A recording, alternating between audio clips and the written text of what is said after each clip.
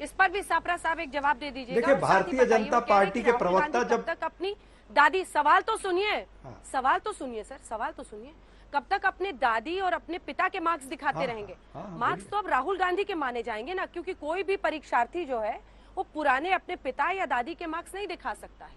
इसलिए चुनाव में जो राहुल गांधी का अभी परफॉर्मेंस है, और तस्वीरें हम दिखा रहे हैं सर, इसी सूरत में 35 किलोमीटर के लगभग एयरपोर्ट से लेकर प्रधानमंत्री जो आगे बढ़े रोड शो में, उसकी भी तस्वीरें आप देख रहे हैं।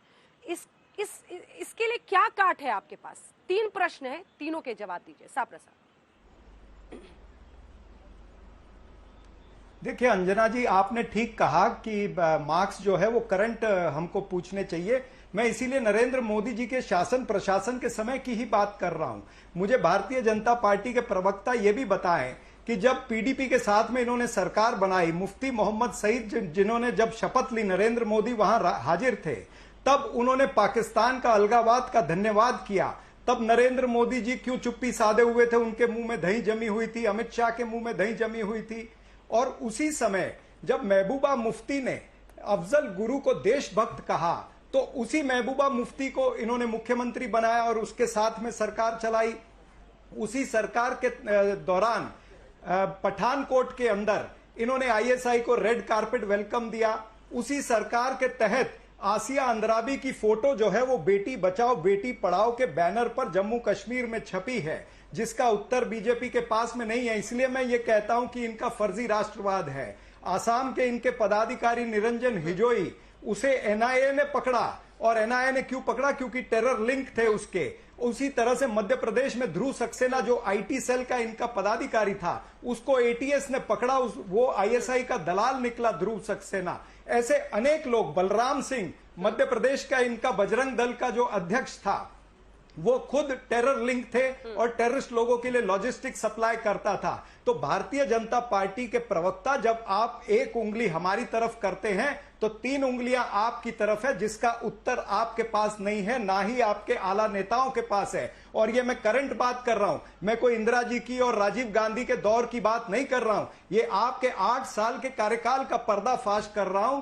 कि जिस राष्ट्रवाद के आधार पर आप वोट मांगना चाहते हो, वो फर्जी राष्ट्रवाद है। 1989 का जिक्र मैं करना चाहती हूं यहां पर, क्योंकि 1984 के दंगों के मामले में जो आरोपी हैं उनको अगर कैंपेनर बनाया जाता है कांग्रेस पार्टी की तरफ से, सापरा साहब, आपके लिए कितना दुखदाई है? हालांकि उसी के बाद 1989 में माधव सिंह सोलंकी के नेतृत्व में कांग्रेस पार्टी ने रिकॉर्ड जीत यहां पर इसी गुजरात में हासिल की थी, 149 सीट्स, 149।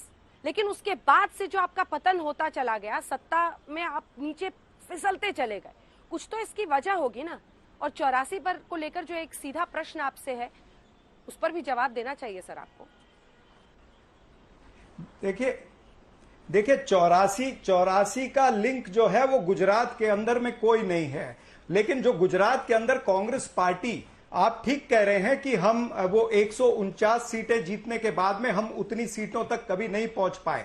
पिछली बार मेहनत हुई अच्छी और हमने इनको 99 पर रोका और हमारी 77 सीटें आई है। इस बार भी उससे ज्यादा मैं कहता हूं कि हमारी सीटें जो है वो 100 पार होने वाली है, क्योंकि इस बार की जो नीति है वो नीति इस तरह से है कि हम मुद्दों को हिट कर रहे हैं। हम बीजेपी के जैसे नहीं कि लव जिहाद की बात या सद्दाम की बात या फिर हम ध्रुवीकरण का काम, हम ये नहीं कर रहे। हम जो जनता के मुद्दे हैं, महंगाई का मुद्दा है, बेरोजगारी का मुद्दा है, ये बाटला की बात करते हैं। हम कहते हैं कि गैस का बाटला जो 400 से 1100 हो गया है, उसका उत्तर दें। मोरबी के अंदर जो 137 लोगों की मृत्यु हुई है, जिसकी बड़ी मछली जो आज तक नहीं पकड़ी गई, बड़ी मछली को बीजेपी के नेताओं ने भगा दिया गया है। जिस तरह से नीरव मोदी, मेहुल चोकसी भागे, इस तरह से इस मछली को भी भगा दिया गया है। तो ये अकाउंटेबिलिटी भारतीय जनता पार्टी की बनती है। जो वहां पर पेपर लीक का कांड हुआ, उसके ऊपर ये उत्तर नहीं देना चाहते। जो वहां पर दारू का हुच ट्रेजेडी हुआ,